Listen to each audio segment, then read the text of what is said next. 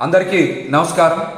పేద సామాన్య కుటుంబాల జీవితాల్లో వెలుగులు నింపాలంటే అది విద్య ద్వారానే సాధ్యమవుతుందని నమ్మి పేద ప్రజల ముఖ్యమంత్రిగా పనిచేసినటువంటి వైఎస్ జగన్మోహన్ రెడ్డి గారి మీద ఈ రోజున చాలామంది విమర్శలు చేస్తూ ఉన్నారు.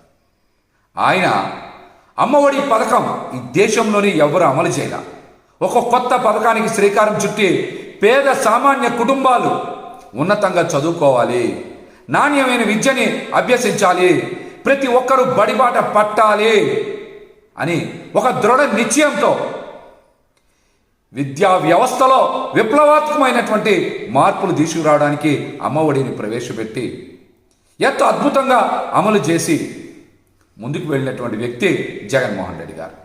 వారి మీద ఈ రోజున కూటమి నాయకులతో పాటు షర్మిల గారు కూడా విమర్శలు చేస్తూ ఉన్నారు.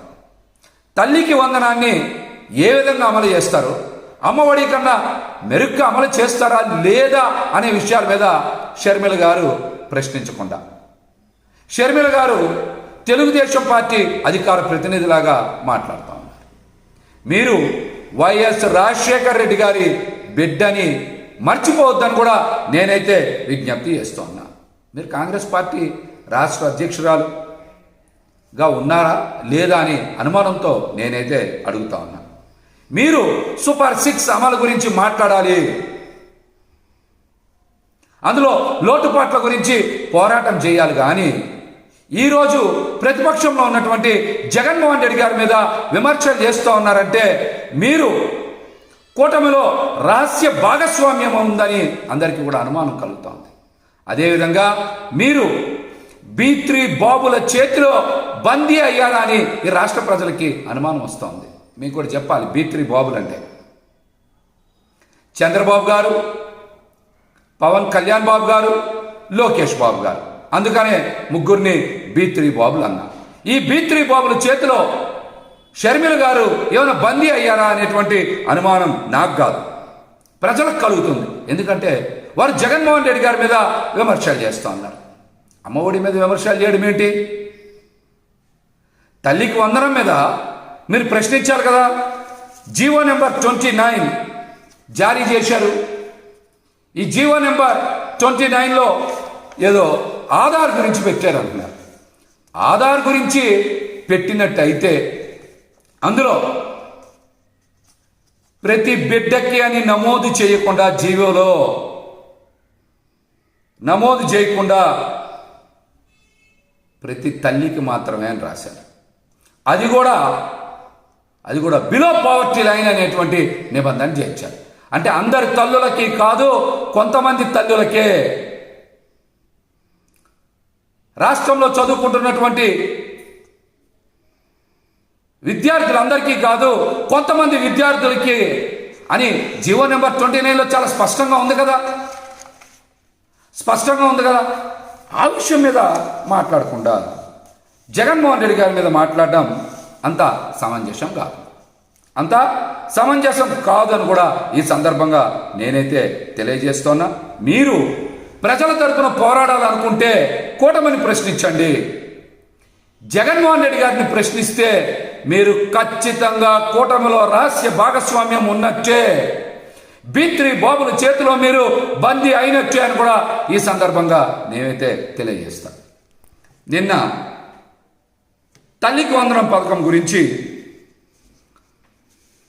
మరి వైఎస్ఆర్సీపీ పార్టీ నుంచి పెద్దలు చాలామంది ప్రశ్నించగానే, అందులో మోసపూరిత విధానాల గురించి ప్రశ్నించగానే కూటమి నాయకులు బయటకు వచ్చారు. రామానాయుడు గారు కూడా బయటకు వచ్చి మాట్లాడారు. ఆయన విస్తృతంగా ప్రచారం చేస్తారు. అందుకే ఆయన పెట్టారు నేను ప్రెస్ మీట్లో. మళ్ళీ ఆయన కూడా బయటకు వచ్చారు. మరి రామానాయుడు గారు జగన్ గారి మీద విమర్శలు చేయడమే పనిగా పెట్టుకొని అసలు పథకం గురించి మాట్లాడడం మానేశారు. మీరు చెప్పాల్సింది, ఈ రాష్ట్రంలో 1వ తరగతి నుంచి 12వ తరగతి వరకు చదువుతున్నటువంటి విద్యార్థుల సంఖ్య 1,05,00,000, 1,06,00,000 ఉంది. మరి వారందరికీ కూడా మీరు ఇస్తామని చెప్పారు. ఒక్కొక్కరికి 15,000 ఇస్తే 15,600 కోట్లు, 15,700 కోట్లు డబ్బులు ఇవ్వాలి. మీరు అంత బడ్జెట్ ఇస్తున్నారా, ఇవ్వట్లేదా? ప్రతి బిడ్డకి తల్లికి వందనం ఇస్తా అన్నారు కాబట్టి మీరు 15,600 15,700 కోట్ల బడ్జెట్ కేటాయించారు. అంత బడ్జెట్ కేటాయిస్తున్నారా లేదా? ముందు ఆ విషయం చెప్పండి. ఆ తర్వాత డిగ్రీ విద్యార్థులకో, ఇంజనీరింగ్ విద్యార్థులకో, పీజీ విద్యార్థులకో ఫీజు రింబర్స్మెంట్ గురించి తర్వాత మాట్లాడదాం. తల్లికి వందనం పథకంలో ప్రతి బిడ్డకి మీరు పథకం అమలు చేస్తా అన్నారు కదా. మరి ఈ రోజున ప్రతి బిడ్డ అని జీవోలో మెన్షన్ చేయకుండా తల్లికి మాత్రమే అని రాశారు. అది కూడా కొంతమంది తల్లులకు మాత్రమే అని రాశారు. ఈ మాటలని మీరు ఎన్నికల ప్రచారంలో చెప్పపోయారా? ఆ రోజే చెప్పాం, ఇది సూపర్ 6 కాదు, సూపర్ స్కామ్ మేనిఫెస్టో అని చెప్పాం. సూపర్ స్కామ్ మేనిఫెస్టోని చెప్పాం. మరి దీని మీద పెద్ద ఎత్తున ప్రచారం కూడా చేశారు. B3 బాబుల గురించి మళ్ళీ చెప్పాలి. 40 సంవత్సరాల అనుభవం ఉన్న చంద్రబాబు నాయుడు గారు, 2 లక్షల పుస్తకాలు చదివినటువంటి కళ్యాణ్ బాబు గారు, స్టాన్ఫోర్డ్ యూనివర్సిటీలో చదివి పాదయాత్ర చేసినటువంటి లోకేష్ బాబు గారు జీవో నెంబర్ 29లో తల్లులకి మాత్రమే, బిడ్డలకి కాదు అని ఆ జీవోలో మెన్షన్ చేసినప్పుడు అది అచ్చుతప్పు పడింది, మారుస్తాం మేము అని మీరు ఎందుకు ప్రకటన చేయట్లా? అంటే మీరు ఈ పథకానికి తుట్లు పొడుస్తున్నట్టు కదా అర్థం. అంటే తల్లికి వందనం పథకంలో విద్యార్థులకు వెన్నుపోటు తప్పదనే కదా మీరు మాట్లాడారు. కాబట్టి మేము కూడా అడుగుతా ఉన్నాం, తల్లికి వందనం పేరు మార్చి, పథకం పేరు మార్చి తల్లికి పంగనామం, విద్యార్థులకి వెన్నుపోటు అని పేరు పెట్టండి. మీరు కూడా పథకం పేరు మార్చండి. తల్లికి వందనం అని పెట్టమాకండి. తల్లికి పంగనామం, విద్యార్థులకి వెన్నుపోటు అని పథకం పేరు మార్చండి. మార్చి చెప్పండి.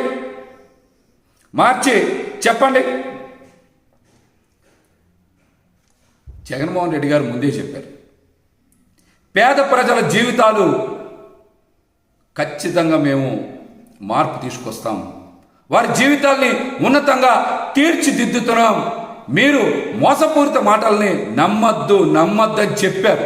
ఈరోజు ఏం జరిగింది మనం కూడా చూశారు కదా. ఉచిత ఇసుక అంటే మీ ఇంటి ముందు పోయమంటారా అని అడిగారు చంద్రబాబు నాయుడు గారు. మరి ఆ రోజే చెప్పపోయారా?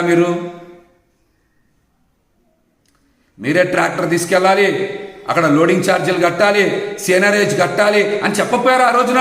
ఉచిత ఇసుక ఎందుకు మాట్లాడారు? తల్లికి వందనానికి కూడా అందరి తల్లులకి ఇయ్యం, కొంతమంది తల్లులకే ఇస్తాం, కొంతమంది బిడ్డలకే ఇస్తాం, విద్యార్థులకే ఇస్తామని షరతులు వర్తిస్తాయని ముందే చెప్పకపోయారా? మరీ వీడియోలు పెట్టారు, 1, 2, 3, 4 ఏళ్ళకు 15 అని చెప్పి ఇవాళ పంగనామాలు పెడతానుక మీరు ఆ పథకం పెట్టింది? పంగనామాలు పెట్టడానిక? ఇంకా చాలామంది మాట్లాడారు పథకాల గురించి, డీబీటీ సిస్టమ్ గురించి ఇష్టానుసారం మాట్లాడరు అందరూ.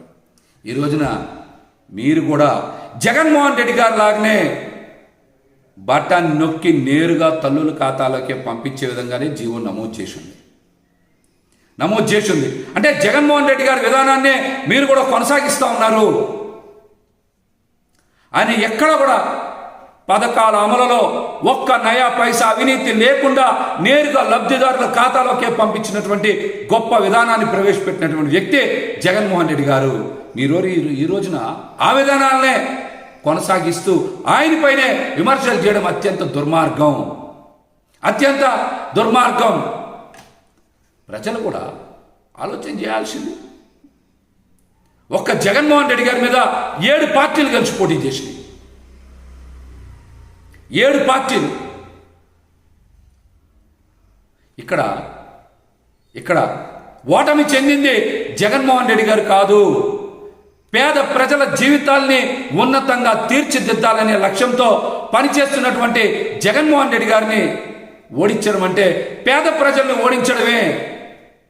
మీరు చూస్తారు ఈ 5 ఏళ్లలో ఎన్ని ఇబ్బందులు వస్తాయి, ఎంతమందిని ఇబ్బంది పెడతారు, పథకాల అమల్లో ఎన్ని షరతులు పెడతారు, ఎన్ని తూట్లు పొడుస్తారు అనేది రాబోయే కొద్ది రోజుల్లోనే ప్రజలందరికీ కూడా అర్థమవుతుంది. ప్రజలందరికీ కూడా అర్థమవుతుంది. ఇప్పటికైనా సరే చంద్రబాబు నాయుడు గారు ఖచ్చితంగా తల్లికి వందనం పథకాన్ని మీరు ఎన్నికల ప్రచారంలో ఏ విధంగా అయితే మాట్లాడారో అదే విధంగా అమలు చేయాలి. చెయ్యకపోతే ఖచ్చితంగా మహిళల్ని మోసం చేసినట్టే అని కూడా ఈ సందర్భంగా మేమైతే తెలియజేస్తాము.